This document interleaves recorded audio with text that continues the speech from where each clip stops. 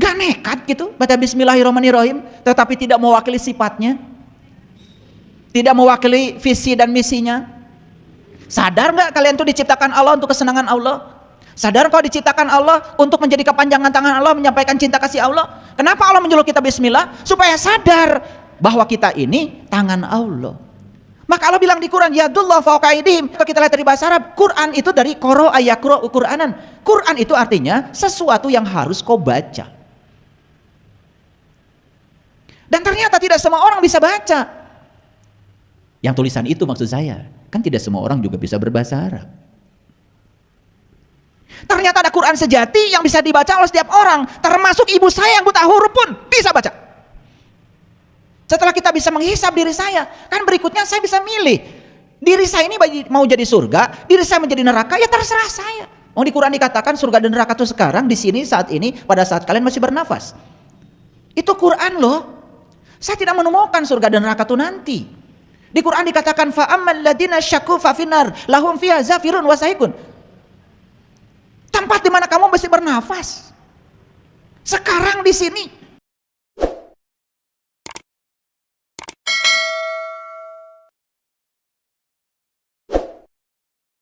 Banyak sekali di sini ada konflik.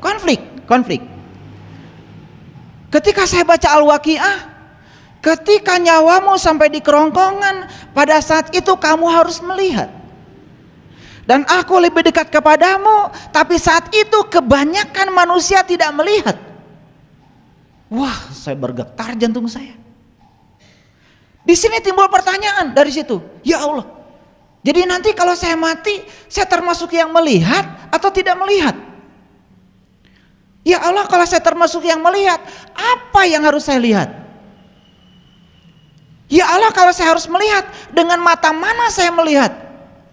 Karena saya sadar saat mati kan mata ini sudah nutup, sementara harus lihat. Gitu cara saya belajar Quran. Gitu nggak kalian? Nah itu hebatnya kalian. Kalian tuh 30 juz adem aja.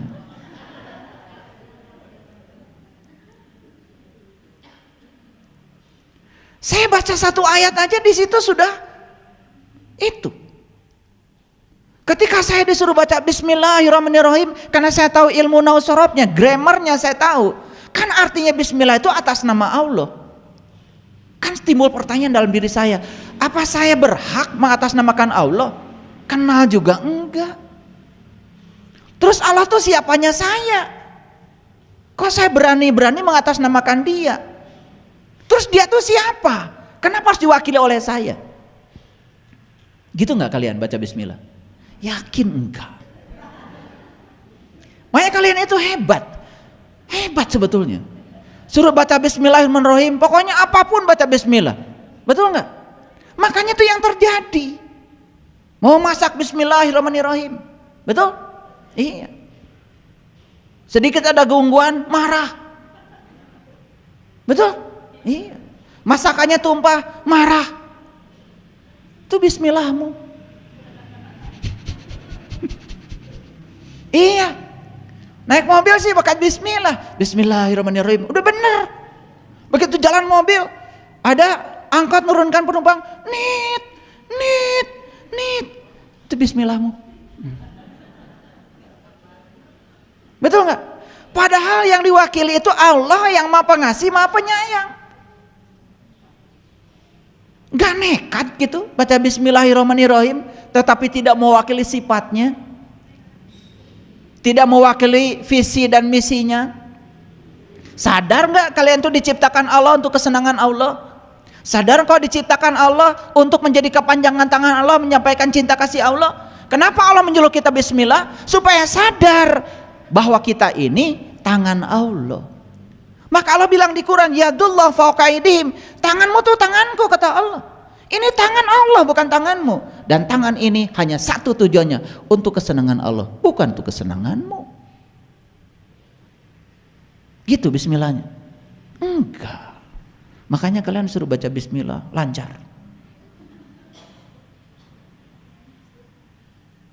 Sama ketika saya dulu ya, cuman bertanya, kenapa setiap ada orang mati atau mau mati baca Yasin? Jadi kenapa saya bikin satu ceramah saya, satu CD surat Yasin, sebetulnya itu latar belakangnya. Setiap ada orang yang mau mati atau sudah mati, pasti yang dibacakan surah Yasin. Pengen tahu saya, Yasin itu apa sih isinya? Begitu saya tahu isinya, dari Yasin sampai wa ilaihi turja'un, ternyata tidak ada pesan kalau Yasin itu buat yang mau mati atau yang sudah mati. Justru untuk kalian yang masih hidup supaya bisa mati.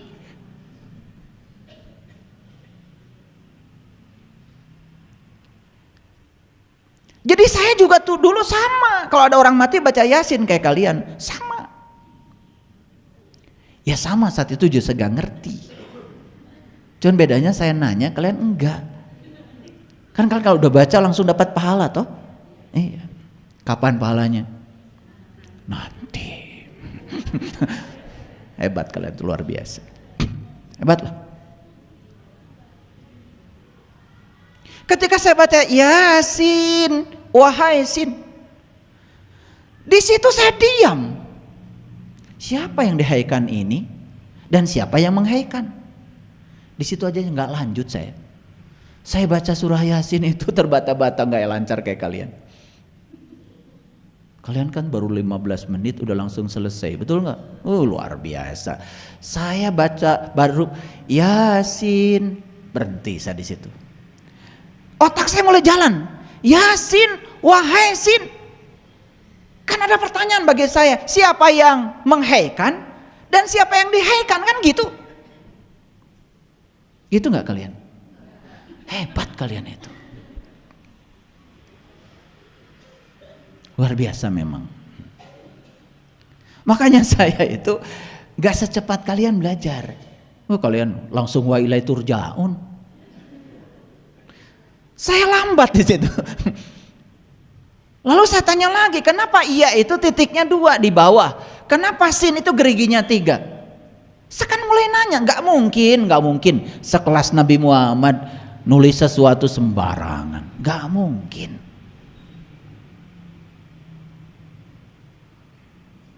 Dan kenapa kata Sin ini sering sekali disebut-sebut ketika baca sholawat? Salatullah, salamullah ala toha Rasulillah, salatullah,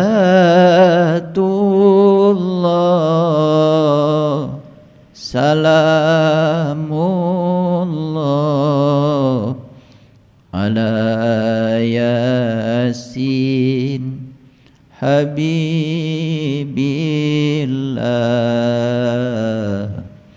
ala Yasin Habibillah. Sadar saya, ternyata Yasin itu Habibillah, orang yang mencintai Allah.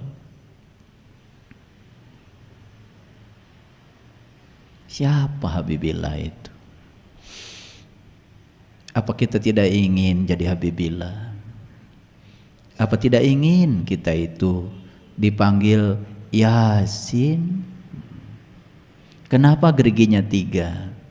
Ternyata di Quran surat Al-Maidah Allah jelaskan, laqad kafarul ladzina qalu innallaha salisu salasa. Kafirlah orang-orang yang mengatakan sesungguhnya Allah satu dari yang 3.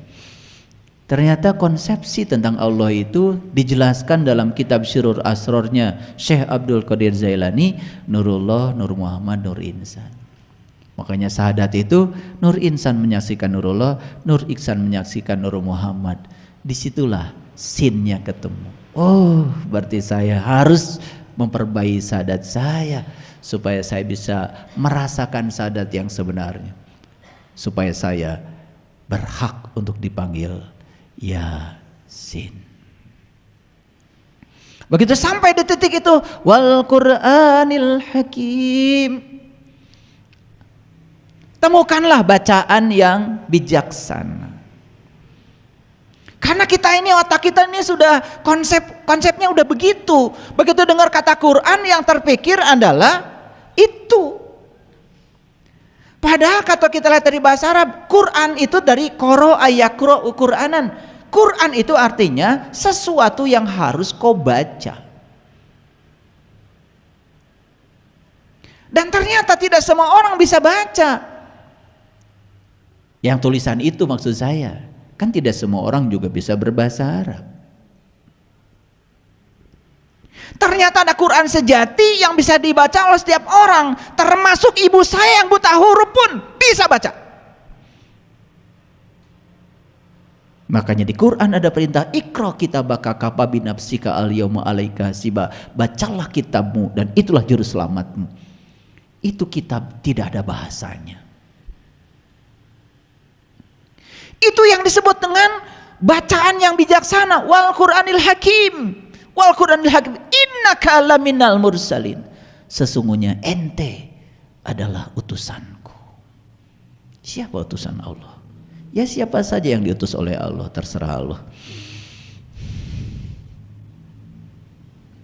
Ala sirati mustaqim, yang akan menunjukkan ke jalan siratal mustaqim. Apa tuh jalan siratal mustaqim? Jelas di Quran. Siratal ladzina an'amta alaihim, jalannya orang-orang yang diberi nikmat. Siapa yang diberi nikmat? Jelas di Quran. Wa may yuti'illah wa rasulahu fa ulaika ma'al ladzina an'amallahu alaihim minan nabiyyin wasyiddiqin wasyuhada. Orang yang diberi nikmat cuma 4. 1 para nabi, para siddiqin, para syuhada, dan para solihin. Masuk kalian salah satu dari 4 saja, udah keren. Maka kalian sudah termasuk orang yang diberi nikmat. Kalau kalian sudah termasuk orang yang diberi nikmat, berarti kalian sudah masuk ala siratil mustaqim.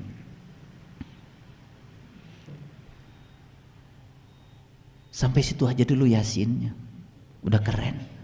Apalagi sampai wa ilahi tur, itu ya. Jadi ternyata Yasin bukan untuk yang mati. Yasin itu untuk yang hidup supaya bisa mati dan kembali kepada alam asalmu. Ini. Nah, jadi yang namanya ilmu itu syaratnya harus 3. 1 harus memenuhi asas koherensi. Ilmu itu harus koheren, tidak boleh bertentangan dengan akal pikiran yang sehat. Gak boleh, gak boleh.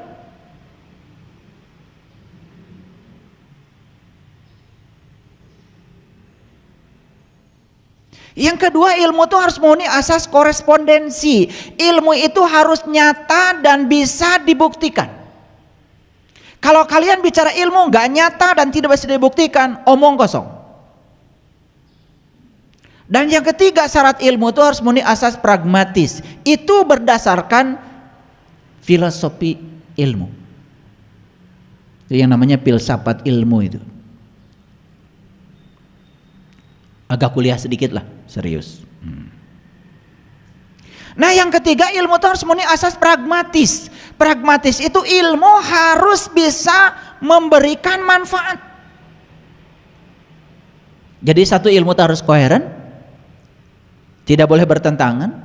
Yang kedua harus korespondensi, nyata dan bisa dibuktikan. Dan yang ketiga harus memenuhi asas pragmatis. Ilmu itu harus memberikan nilai manfaat.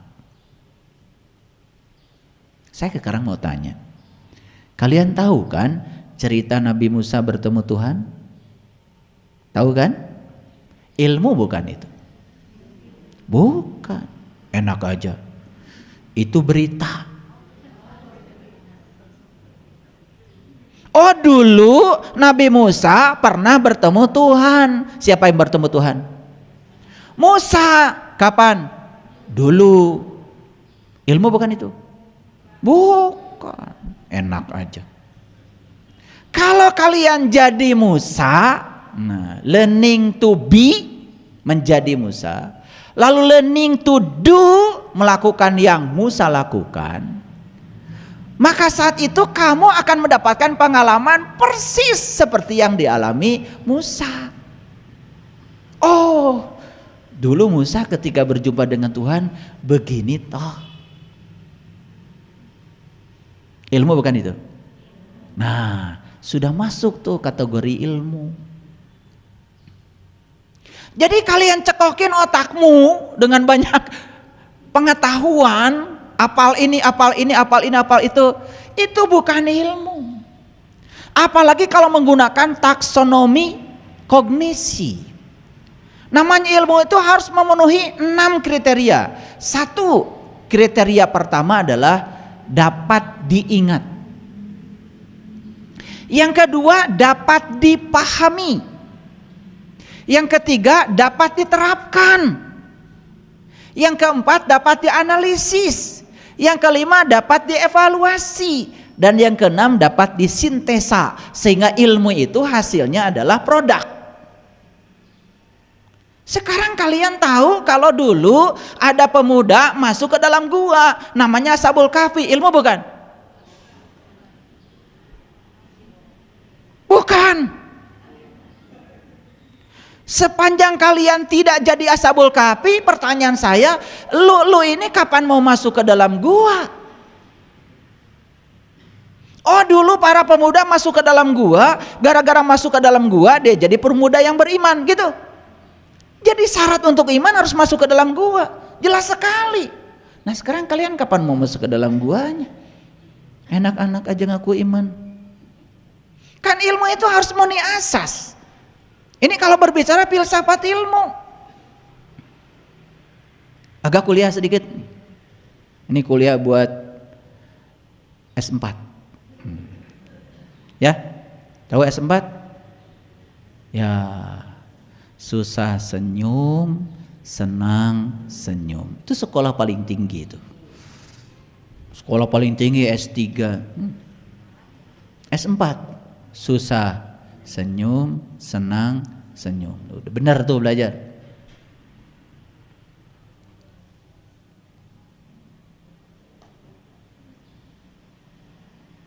Sekarang saya tanya sama kalian.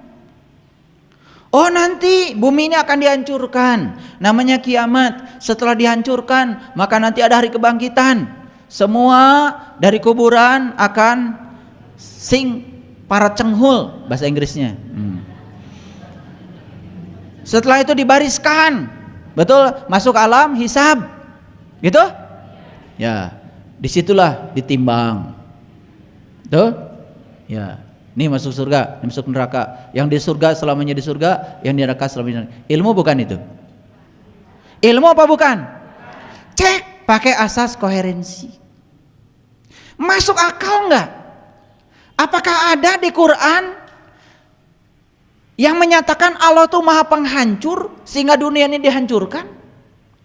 Kan enggak ada. Yang ada tuh Allah itu maha pencipta.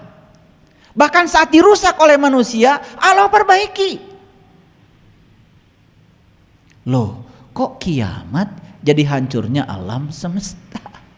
Bukannya kamu suka bangkit tiap malam? Namanya Qiyamul Lail.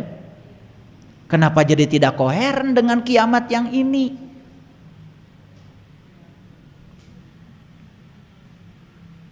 Makanya Rasulullah mengatakan kiamat sudah dekat, kiamat sudah dekat. Sudah dekat, sedekat kamu, gak usah nunggu yang itu, belum tentu kebagian. Terus kan harus bisa dibuktikan. Betul gak? Harus bisa dibuktikan. Harus nyata dan bisa dibuktikan. Dan keyakinan itu harus membawa nilai pragmatis, nilai manfaat. Apa manfaatnya kalian cerita itu berulang-ulang? Gak ada. Gak ada manfaatnya. Tapi coba sekarang terapkan. Kiamat itu hari kebangkitan kesadaran saya. Ketika saya bangkit dari kesadaran saya, dari tidak sadar menjadi sadar, maka sekarang saya kiamat, saya bisa mentertawakan diri saya. Setelah saya sadar, saya bisa menghisap diri saya. Saya bisa introspeksi diri saya. Kan begitu? Betul nggak? Kan diterapkannya sekarang. Setelah kita bisa menghisap diri saya, kan berikutnya saya bisa milih. Diri saya ini mau jadi surga, diri saya menjadi neraka, ya terserah saya. Oh, di Quran dikatakan surga dan neraka itu sekarang, di sini, saat ini, pada saat kalian masih bernafas. Itu Quran loh. Saya tidak menemukan surga dan neraka itu nanti. Di Quran dikatakan fa ammal ladina syaqu fa finnar lahum fiha zafirun wa sahikun. Tempat di mana kamu masih bernafas. Sekarang di sini.